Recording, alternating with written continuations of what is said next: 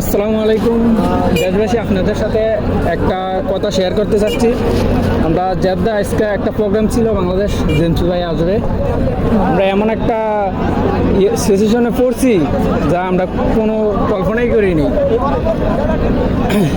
আমরা বাংলাদেশে জার্সি পরে আইছি বন্ধু, ওরা জার্সি দিয়ে ঢুকতে নাই। মানে আমরা 1 ঘন্টা ঘোরাঘুরি করছি, জার্সি ঢুকে প্রতিটা গেট দিয়ে ঢুকছি, কিন্তু আমাদের ঢুকতে দেয় নাই, ভিতরে প্রবেশই করতে দেয় না। এটা বাংলাদেশের প্রোগ্রাম, এটা তো আমাদের সেই স্বাধীনতা আছে যে আমরা জার্সি নিয়ে ঢুকতে পারবো। আমরা তো অন্য কোনো দেশের জার্সি নিয়ে ঢুকি নাই। এটা আমাদের সব প্রবাসীর সাথে অনেক খারাপ আচরণ করছে, আমরা এরকম আশা করি নাই। এই প্রোগ্রামের এরকম কিছু যদি হইতো তাহলে আমাদের আগে বলে দেওয়া উচিত ছিল।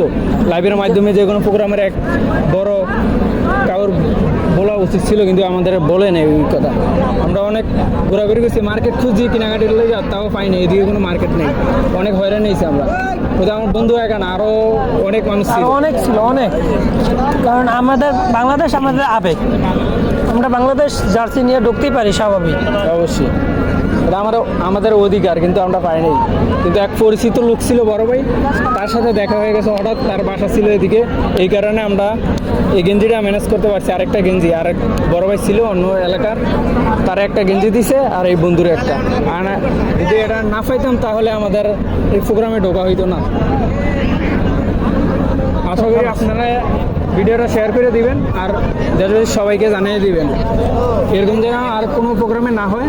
আর যদি হয় তাহলে সবাইকে জানা দেওয়া উচিত, কিন্তু আজকে জানানো হয়নি। আমরা অনেক এটা কষ্ট পাইছি, কারণ এটা আমরা কখনো আশা করিনি।